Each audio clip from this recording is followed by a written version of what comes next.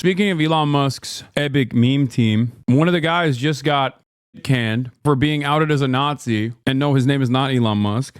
One of the guys that Elon Musk hired, shocking absolutely zero people. Yeah, real shocker here. 25-year-old rooting around in the code of the US government's payment system, likes to post things like normalize Indian hate. The other ones are also racist too. It's just that this one is the one that got cooked. Was it the 19-year-old white kid or the other 19-year-old white kid? Well, I assumed that it wasn't the Indian one, considering he's talking about normalizing Indian hate. Wasn't one of them Indian? There's two Asian kids. The guy who got fired from Doge for racist posts can't even argue he's not racist because he explicitly brags about being racist. Just for the record, I was racist before it was cool. Null PTR posted in July. When was it cool? Did it become cool? Here are the relevant pages from the article. Marco Elez is the first Elon Musk Doge boy to resign after the Wall Street Journal uncovered racist posts, including ones where he advocated for repealing the Civil Rights Act and backed the eugenic immigration policy. Elez previously worked at SpaceX and currently works at X. One of the funniest things you can be is like an anti-Indian racist when you're in the tech sector. Dude, what do you just hate 80% of your coworkers? Like, dude, you worked at SpaceX and now you're working at X.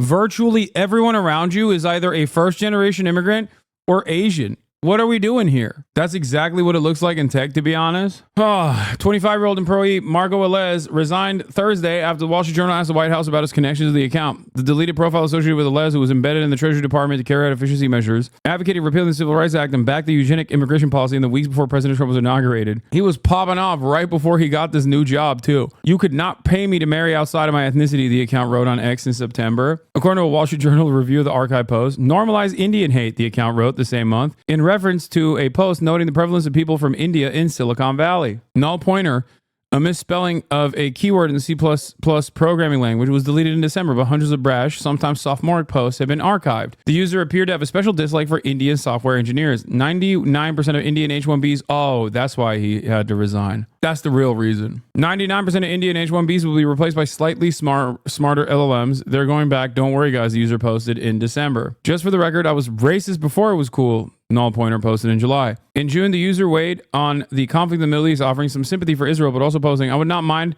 at all if Gaza and Israel were both wiped off the face of the earth. Nice, dude. Extreme centrist. Okay, it could be because of the H-1B thing, or more likely it could be because of Israel. It is wild that so many groypers, like so many open, active Nick Fuentes fans are getting highlighted by this administration. It is wild. This is just your average Republican. Yeah. Do background checks not exist anymore? Bro, Elon Musk did the background check, chatter. He hired him because he was racist. Elon Musk, 6 hours ago, post, bring back Doge staffer who made inappropriate statements via a now deleted pseudonym. JD Vance, whose wife is Indian and has an Indian son. Now, the reason why I'm bringing this up is because one of the inappropriate statements that the Doge staffer made was something along the lines of like, we should normalize Indian racism, or we should do more Indian racism. Something along those lines. Okay. Yeah. Normalize Indian hate. I was racist before it was cool. You could not pay me to marry outside my ethnicity. 99% of Indian H-1Bs will be replaced by slightly smarter LLMs. They're going back. Don't worry, guys. That guy is now being defended by JD Vance, who has an Indian son. Like, the only level higher, the only way you can be cucked even more on this issue is if you yourself were Indian and were like, yeah, this is actually pretty sick. I, as an Indian guy, also think we should normalize Indian hate. And Rokana did hit him hard on this. He said, are you going to tell him to apologize for saying normalize Indian hate before this rehire? Just asking for the sake of both of our kids. For the sake of both of our kids, grow up. Racist trolls on the internet, while offensive, don't threaten my kids. You know what does? A culture that denies grace to the people who make mistakes. A culture that encourages congressmen to act like whiny children. What do you mean? Dog, this dude is 25 years old. He's not a child. You're saying he's a kid for saying racist. He said it like 2 months ago. It's not like he was 14 when he tweeted that. He said it 2 months ago. What the hell? He literally, it's not like he's a child when he's making racist comments, but also an adult. How dare you say he's a child? A capable adult that is tasked with having all of your social security information, but also a racist troll that he is openly admitting is a racist troll on the internet. The argument doesn't make any damn sense. My son loves being socially ostracized, actually. If he's just a kid, he shouldn't get top security clearance. I cannot overstate how much I loathe this emotional blackmail pretending to be concerned. My kids, God willing, will be risk takers. They won't think constantly about whether a flippant comment or a wrong viewpoint will follow them around for the rest of their lives. They will tell stupid jokes. They will develop views that they later think are wrong or even gross. I made mistakes as a kid, and thank God I grew up in a culture that encouraged me to grow up and learn and feel remorse when I screwed up or offer grace when others did. Yeah, he said he wanted eugenic immigration policy and to repeal the Civil Rights Act 6 weeks ago. That is crazy. He's just like, come on.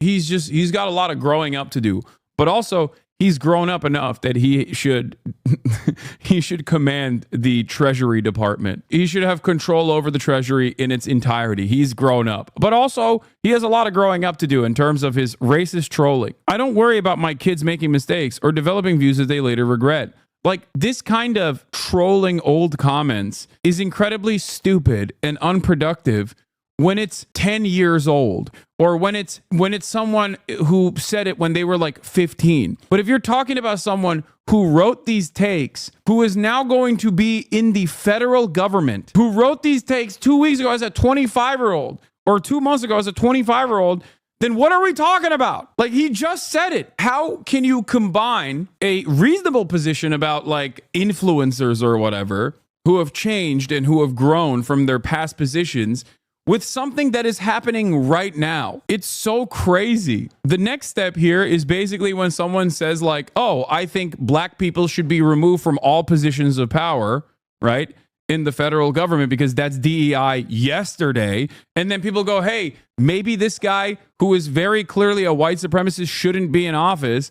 And then they go, oh, that was yesterday. He's grown so much. Okay. He's grown so much from his past mistakes yesterday. You don't understand. Why are you doing cancel culture to a guy who is wearing a Klan's robe?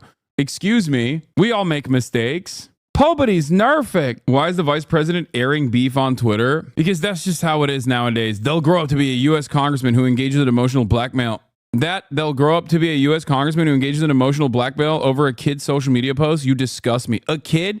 So if he's a kid, then maybe he shouldn't be in a federal agency. He shouldn't have control over a federal agency. Like, which one is it? He's not. Is he a kid? Is he a racist troll kid? Then maybe he shouldn't have this much power. Big scoop. Musk's Doge team was fired by cybersecurity firm for leaking company secrets.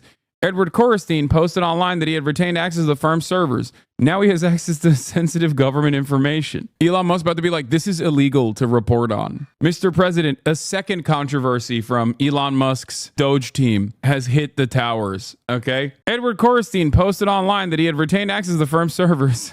19-year-old member of Elon Musk's squad that crisscrosses U.S. government agencies was fired from an internship after he was accused of sharing information with a competitor. Edward has been terminated for leaking internal information to the competitor, said a June 2022 message from an executive of the firm, Path Network, which was seen by Bloomberg News. This is unacceptable, and there's zero tolerance for this.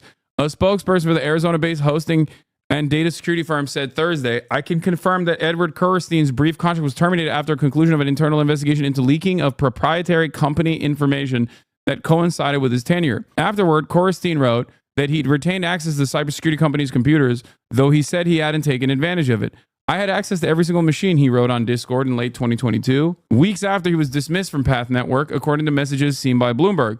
Posting under the name Rivage, which 6 people who know him said was his alias, Korestein said he could have wiped past customer supporting servers if he'd wished. He added, I never exploited it because it's just not me. Yeah, woke journalist Catherine Long, who doxed Doge staffer, has ties to USAID. Catherine Long, a Wall Street Journal reporter with connections to USAID, just doxed Doge team member Marco Alez and got him fired, conveniently after targeting him as a Doge audits her former agency. This isn't journalism. She should be fired immediately.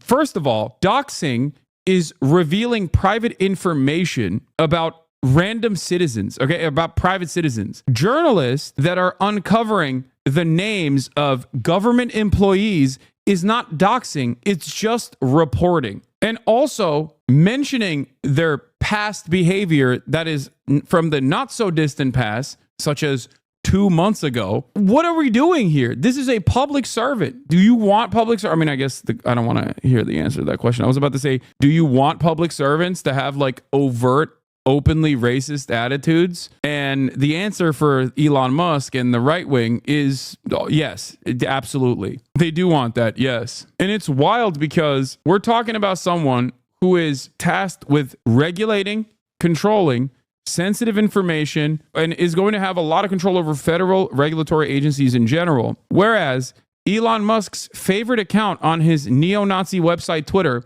is Libs of TikTok, who literally does this deliberately, knowing full well that they'll get bomb threats to like random teachers that she claims falsely are pedophile groomers. Like, none of this makes sense. They want every single political enemy that they have decided is bad to suffer repercussions for the crime of, I guess, for the crime of, being gay while teaching. But also at the same time, if you are a government employee, God forbid we go, hey, you said really racist like 2 months ago. I feel like maybe you're not the best person, considering that you have no background, like no competent background whatsoever. One of the craziest aspects of this also is that this is the team DEI, okay? Team anti-DEI. Black and brown women of color that have to work extra goddamn hard to get to a top position, and immediately they're like, oh, they only got there because they're black.